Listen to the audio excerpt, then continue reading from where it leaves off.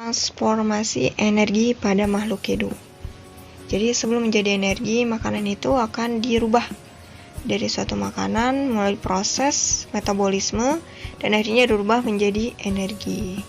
Nah, itu melalui proses metabolisme dari makanan kemudian dicerna menjadi energi.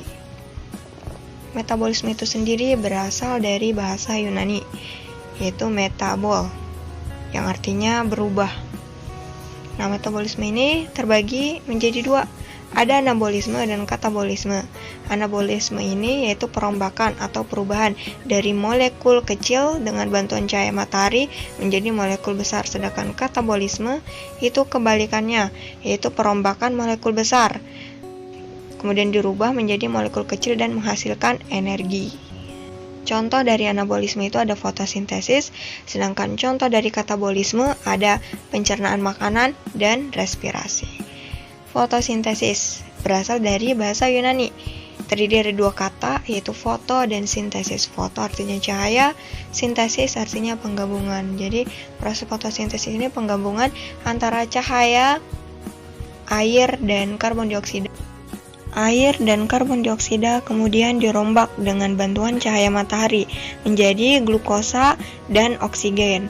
Glukosa ini nanti akan disimpan dalam bentuk buah, sedangkan oksigen nanti akan dikeluarkan sebagai bentuk dari respirasi tumbuhan. Jadi, fotosintesis itu yaitu suatu proses pembentukan glukosa dari karbon dioksida dan air dengan bantuan cahaya matahari dan hanya terjadi pada tumbuhan berklorofil. Ya, tumbuhan berklorofil itu tumbuhan yang berwarna hijau. Selanjutnya ada pencernaan makanan. Fungsi makanan yang paling utama adalah menyediakan energi untuk melakukan semua bentuk kerja seperti olahraga, belajar, berjalan, bahkan tidur. Nah, jadi pencernaan makanan ini kebalikan dari fotosintesis. Jika fotosintesis itu merombak molekul kecil menjadi molekul besar, maka pencernaan makanan ini mengubah molekul besar menjadi molekul sederhana kemudian menjadi energi. Nah, selama proses pencernaan makanan tersebut terjadi pula proses respirasi di dalamnya, di mana ketika mencerna suatu makanan maka terjadi respirasi. Jadi respirasi merupakan proses penguraian bahan makanan yang menghasilkan energi. Proses respirasi sel ini mengubah energi kimia dalam makanan menjadi energi yang dapat digunakan langsung, misalnya energi otot untuk bergerak. Assalamualaikum warahmatullahi wabarakatuh. Teman-teman, di sini saya akan melakukan sebuah praktikum. Sebelumnya saya akan memperkenalkan diri dulu. Di sini saya Rosa Malia sebagai praktikan dan ada partner saya, dia Laras Pametu sebagai kameramen. Nah, hari ini kita akan melakukan praktikum dengan judul laju respirasi pada serangga. Dan serangga yang kita gunakan kali ini adalah polisi. Untuk melakukan praktikum kali ini, kita membutuhkan banyak alat dan bahan. Alat-alatnya apa aja sih? Antara lain ada pertama, ada alat respirometer yang terdiri atas tiga respirometer. Yang kedua, ada tabung respirometer. Yang ketiga, ada pipet tetes. Yang keempat, ada alat untuk mengambil stasiun.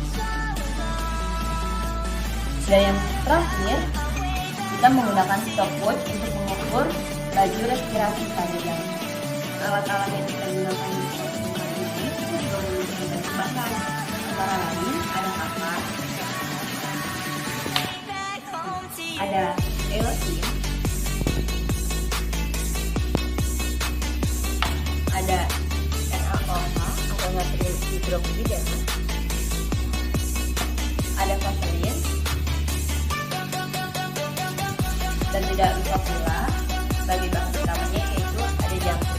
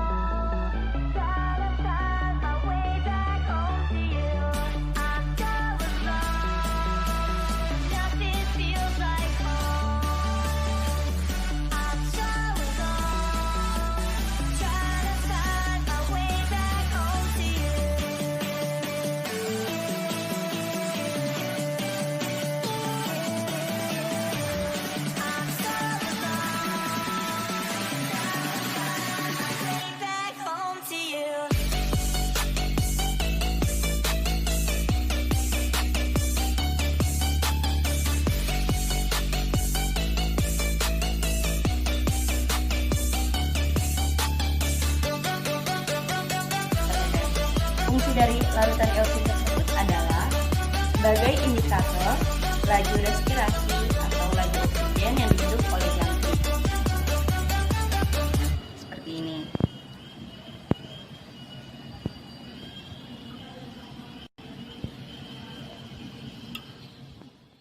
Nah, langkah yang selanjutnya yaitu kita mulai mengamati kedudukan perubahan eosin ini mulai dari angka 0 atau pada 0 mm sampai seterusnya.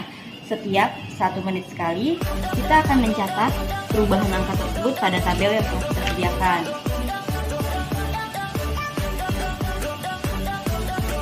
Nah, selain itu kita menggunakan stopwatch untuk mengukur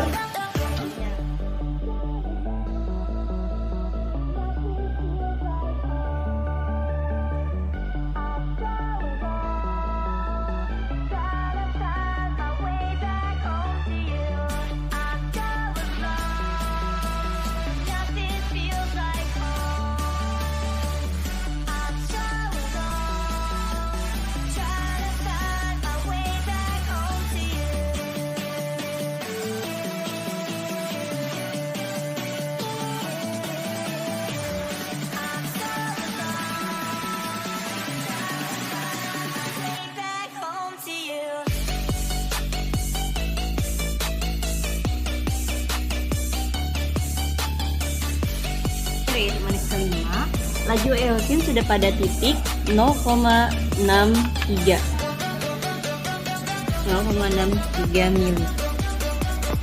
Kesimpulan yang dapat kami rangkum dari praktikum kami kali ini adalah di mana semakin kecil ukuran tubuh atau berat dari jangkrik, maka aktivitasnya pun semakin banyak dan oksigen yang dibutuhkannya pun semakin banyak pula. Oleh karena itu, bisa menyebabkan laju respirasi pada jangkrik tersebut semakin meningkat. Nah, sementara hasil laju respirasi jangkrik yang kita gunakan adalah 0,42 mili per menit. Itu merupakan laju respirasi yang cukup besar karena jangkrik yang kami gunakan pun tidak terlalu besar. Sekian praktikum yang dapat kami lakukan pada kali ini. Saya Rosa Amalia sebagai praktikan dan Gia Laras Pangestu sebagai kameramen. Mohon undur diri. Kurang lebihnya mohon maaf. Wassalamualaikum warahmatullahi wabarakatuh.